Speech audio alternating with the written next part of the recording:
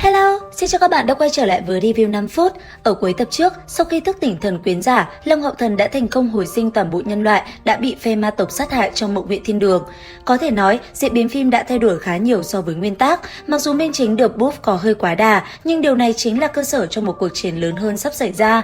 Vậy liệu rằng nội dung tập 99 sẽ như thế nào? Ngay bây giờ, hãy cùng mình tìm hiểu nha! Mở đầu trailer là hình ảnh Sa Ma đoàn của Long Hậu Thần, hay nói chính xác là những người có công bảo vệ thiên đường Mộng Huyễn đã được Dạ Tiểu Lệ lựa chọn cho linh lô thích hợp với từng người để dung hợp. Bên trong không gian tươi mát, giọng nói nhu mì của Dạ Tiểu Lệ vang lên: "Ta dựa theo thuộc tính của các ngươi tiến hành phân phối linh lô thích hợp, các ngươi tự hấp thu đi, sau đó có thể rời khỏi đây." Bởi vì chỉ là hấp thu ban đầu nên quá trình rất đơn giản và nhanh chóng, mỗi người đều mang vẻ mặt vui mừng hoàn thành dung hợp ban đầu với linh lô. Khi một người cuối cùng hoàn thành dung hợp linh lô mở mắt ra, Dạ Tiểu Lệ lập tức lên tiếng: "Tốt rồi, các ngươi có thể trở về thần điện.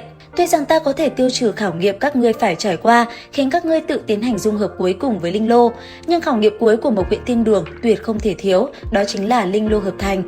Ai có được trên 2 linh lô, các ngươi nhất định phải dùng nghị lực cực lớn hoàn thành. Một khi thất bại, kết quả tốt nhất là cùng linh lô tách ra, thậm chí có khả năng uy hiếp sinh mệnh các ngươi." Đây cũng là lý do Liên minh Thánh Điện sở dĩ dám đồng ý cho ma tộc gia nhập mà không sợ chúng đạt được nhiều linh lô. Dù lấy được bao nhiêu cái thì đều phải dung hợp thành một, vượt qua 3 cái linh lô hợp thành sẽ cực kỳ nguy hiểm, khả năng thông qua rất nhỏ bé, huống chi bản thân Mộng Viện Thiên Đường còn bài xích thuộc tính hắc ám. Thời gian rất nhanh trôi qua, mỗi người hấp thu linh lô không giống nhau, quá trình dung hợp dĩ nhiên cũng khác biệt. Quá trình khảo nghiệm này đã bị Dạ Tiểu Lệ trực tiếp tiêu trừ nên họ bớt đi khảo nghiệm trực tiếp biến thành dung hợp với linh lô. Trong đó nhẹ nhàng nhất không thể nghi ngờ là Long Hậu Thần, hắn là người đầu tiên tỉnh lại sau quá trình này. Phương Nguyên Nguyên và Thải Nhi mỗi người một cái linh lô, trừ bọn họ ra, mấy người khác đều phải dung hợp tới 2 cái. Tuy rằng dung hợp có trước sau, nhưng liên tục dung hợp linh lô đối với thân thể mỗi người có trình độ khảo nghiệm khá lớn.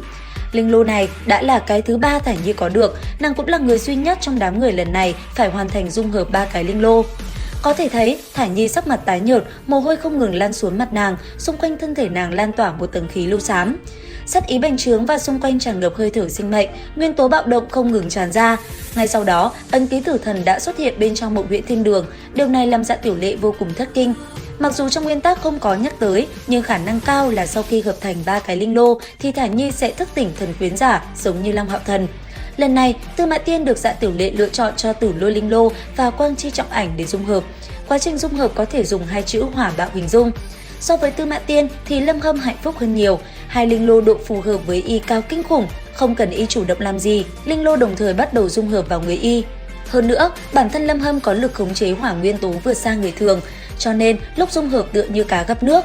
Đồng dạng dung hợp linh lô cực thuận lợi còn có Hàn Vũ, 2 cái linh lô của y là Quang Chi thủ hộ linh lô và Quang Chi tụ hợp linh lô, một cái là chủ phòng ngự, một cái là chủ phụ trợ tu luyện, đều là linh lô khá hòa bình.